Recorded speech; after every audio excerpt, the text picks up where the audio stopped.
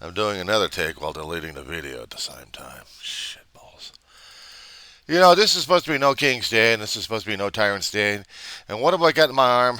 My own little tyrant from hell. This little bitch is giving me shit balls. What else is new? Well, what else is new today, guys, is today is No King's Day.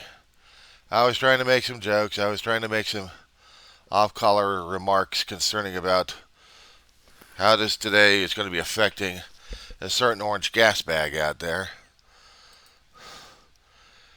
who's threatening the Sedition Act on us and calling us traitors and then seditionists to him. Fucker ought to understand about U.S. history. Now, it's 6:17 in the morning West Coast time. It is the 18th of October, 2025. This is the diary of a griever named John Weaver, which is me. All right. So, U.S. history began when we had colonies starting up. We couldn't deal with the countries we were living in. We wanted fresh starts, and that included from England. England was becoming a place so hostile it wasn't even funny. In fact, they had their own civil war on their country, protesting against king and lords and religion, if I'm not mistaken. And who's siding with which? England had never been a country that had peace. It had been conquered around 1066 or so by what they call Normans. Well, actually, they're coming from the Vikings, trying to colonize an island and making it theirs. And since then, they've been fighting for their own independence of sorts, or their own fiefdom that they can rule without any issues. And they'd been under war ever since. Then around, I think about 1600s, we actually had colonies starting up with the 13. We had gone into a quote-unquote new land, saw the original landlords and landholders, and tried to conquer them because of manifest destiny. A century or two later, here we are. We declare war on England because England didn't want to deal with us. They wanted money. They wanted to treat us as second-class citizens. We rebelled. Anybody remember the Boston Tea Party? So the story was concerning about the Boston Tea Party is everything's on a tax. Everything is on a tax. If we get it overseas, we get to pay tax on it. If anything's being sent to overseas, it's taxed. It's called the Tax Act and the Stamp Act as well. Everything had to be stamped. We were taxed like crazy for anything and everything we dealt with regarding our former country of England, or anybody else for that matter. We didn't get any representation in Parliament at all. We had no representation. We were second-class citizens, or third-class citizens, basically. We were just money coming in, filling the coffers of England because they were warring like crazy with France and Spain all the time. That's what happens when you study history a great deal and realize a lot of things are interconnected with each other. We couldn't deal with England. We sent a Declaration of Independence. King George snubbed us. We had no choice. We fought. Somebody fired a shot at Lexington. And then we had to get everything else hell in a handbasket. Several years later, with a lot of body bags, but body bags on both sides. But England backed off for a time. Developed our Articles of Confederation, loose and less powers on the federal, more for the states, and we couldn't deal with that. We had Shays' Rebellion happening at that point, We had landlords. We actually had bank holders trying to gather all the money they can and property they could to rule and own America, putting everybody else out in the street, literally. We needed federal help. We couldn't get federal help, so we had to get the federal involved. Why and how? Well, we raided their armories, got their weapons, and pointed it at the damn bankers and everybody else who held titles. Said, "Now, shall we talk?"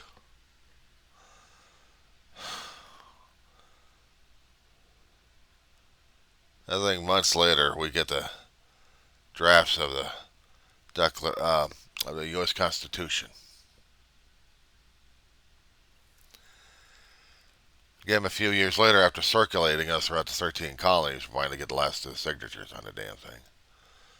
A few states abstained, but the rest of it was just 13 colonies signatures on it. And we had something to rule our country over. 1812 rolls up. Great Britain still has a burr up their ass. We have never been a country, in fact, there has been no country in Earth history, in human history, that we actually had peace of a time where everything was peaceful, plentiful, and everything was a paradise. Bullshit. Every time humanity kept struggling, one way or another, we struggled for freedom, we struggled for liberty, but we also struggled for resources, personnel, land, and ego, and whatever the miscellaneous was. It's written in human history, all the way up to the caveman. I mean, from the caveman and the aboriginals to here.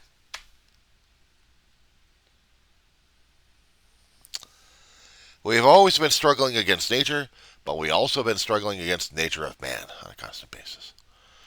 When you get a guy who wants more power than anything else, he's willing to lie, cheat, steal, and thieve, and grift. We got the current version right now, but we've had that going on in different kingdoms as well. Some were inherited, others were fought over bloodily. I mean, a lot of blood on those. In our situation regarding the United States of America, we had never had protesting as much as we've been having it for this year, for this century, for this generation of ours, against a leadership who just doesn't get it. They just want to cheat, steal, lie, grift. We say no more. We're called seditionists because we are doing what we've always been doing. Protesting. Making our grievances aired out. And among the Constitution is the absolute first amendment. Meaning we have the right to protest. We have a right to address the government about our grievances that we have without recriminations from the government. Doesn't matter if it's local, all the way to the federal, doesn't matter. We've had Supreme Court decisions telling us that we have ways of doing this, that we shouldn't be discriminated in any way, shape, or form. Yet the current administration is threatening sedition, threatening to send the National Guard at people, threatening to send the military into the streets, breaking posse comitatus. Now, posse comitatus came, I think, right after the Civil War, meaning we couldn't put the military in people's homes or arrest them for anything. Military was not police. Military was protection detail. If we were going to go to war, we needed our military. But since when are we using our military against its own civilians and its own citizens? Are we now declaring war on the voters who voted those assholes in? Who continue to vote people into our politics, into our political system? Because there's going to be some rebellion happening in that one there too. The military understands they're there for protection, protecting the people, but not domineering them. And apparently those who are elected in power vowed to be tyrants. Well, congratulations. You kept up that vow. But you also made other vows which you lied your ass off. You wanted to see it power? Now you're going to see the cost of it. You want to see the bloodshed to prove your mettle and your worth. You want it so damn badly, you're going to torment people left and right just to prove you're insane. We've been calling you on this since the first term of Trump crashing the party. And thinks he could get away with things. And he found out there were checks and balances. Now he knows about the checks and balances. He's trying to get rid of, he's getting rid of the legal and Pentagon that are part of the checks and balances right there. He wants to put in his own yes man and tell the rest of the people, you're going to follow us or else. Well, what happens if we have the U.S. military suddenly giving the bird to the government system and saying, I quit?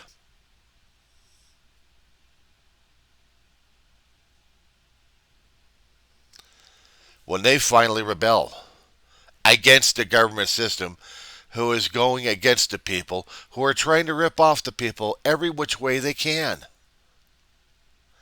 Including Congress, which is a do-nothing Congress. Yes, the Democrats had put up something to protect the health care of people by attaching it to a clean, continuing resolution. These fuckers in the Republican Party have never done a fucking bill in their lives. Never done a budget.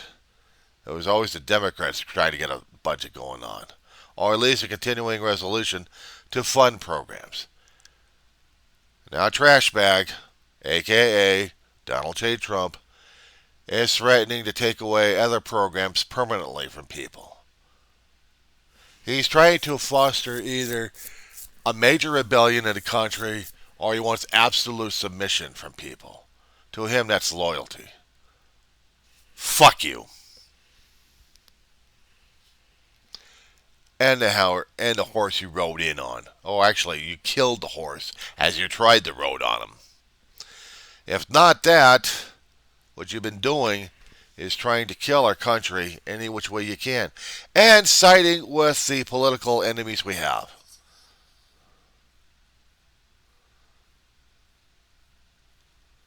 We do have enemies in the United States of America, and you're siding with them.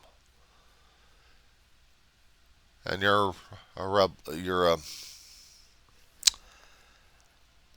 claim you're the president of the United States, you don't act like it. You're a thief. You're a grifter. You're a liar, cheat, and scum. We haven't had any presidents in our United States history that anybody can recall or research on the level of you.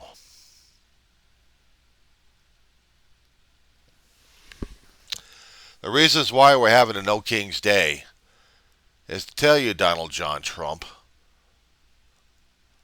when election time comes for midterms, we hope to God that we have enough votes regarding democracy to wrestle back control of Congress. So that way, they can put an end to you. One way or another. Legally, we hope. But the question is, you're not going to be following law and rules and regulations or anything else because you've got this tyranny shit in your head and you think executive power is everything. And you are well aware, and so is your damn goon squad, that regarding U.S. history, we have checks and balances, which you got rid of. You just want the power and the money and the glory and everything else.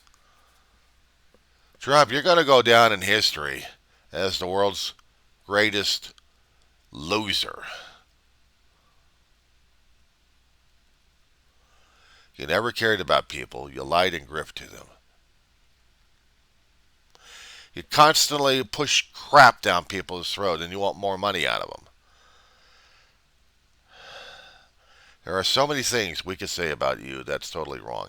Not to mention your staff, who's hell-bent on power and control, and they're going to get it. You know what happened when we actually had an insurrection on January 6th? You were still in office, getting voted out. getting processed out. You didn't want that. Biden was coming in. You claimed it was on Biden's watch that the insurrection happened. It wasn't. It was yours. You were at the rally outside of your office telling people, let's go march down over to Congress and stop this thing. And then you marched right back into your place and hid right in front of a television set to watch all the fun. Meanwhile, people were hurt, people got killed, and we had a shitload of arrests that you pardoned because you thought they were innocent.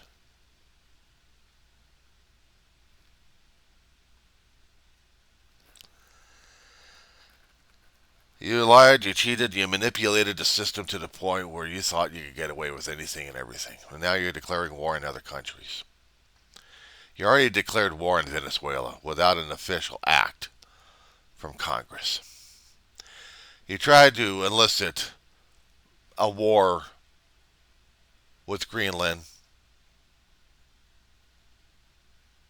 and the people who run it.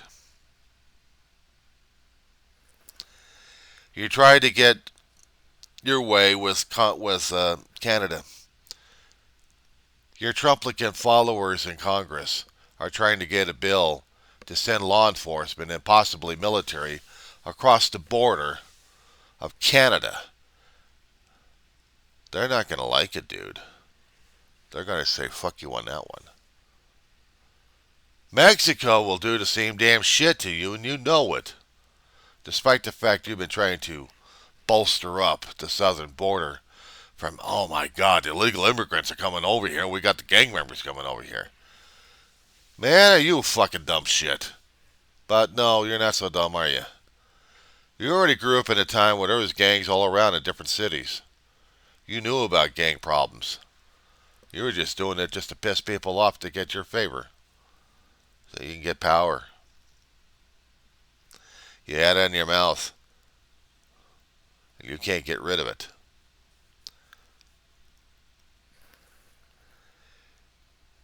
The people eventually will have their way. But you try suppressing our ass down. We're trying to keep it peaceful so we don't feed your beast, your fucking ego, and every one of your Trumplicans' egos. You don't want the bloodshed, but you're craving it in your mouth. You're drooling over it. We're telling you, we were supposed to have elected a president who was supposed to help solve our problems, or else try to work through them. You're creating more and more, firing people, rising costs for everybody around. For what? For what?